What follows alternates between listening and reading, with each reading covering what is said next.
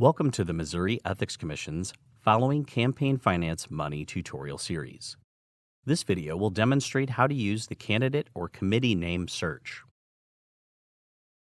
Starting from mec.mo.gov, scroll to the bottom of the Commission's homepage, where you will find a box labeled Searches.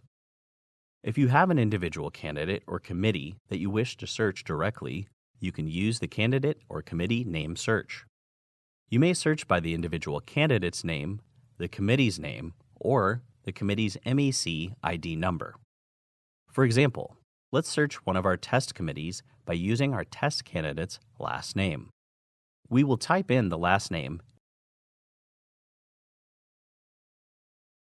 and select Search. Learn more about the committee by selecting the blue link.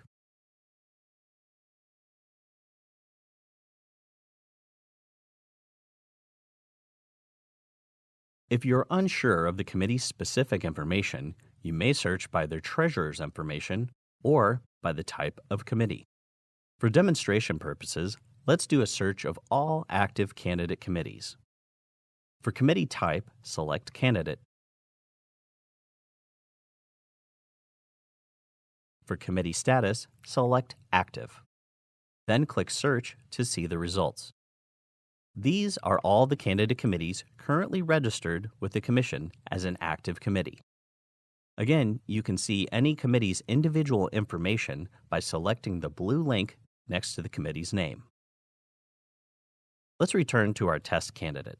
Because we want to see from whom the candidate received their money, let's select the blue link to view their committee's information and reports.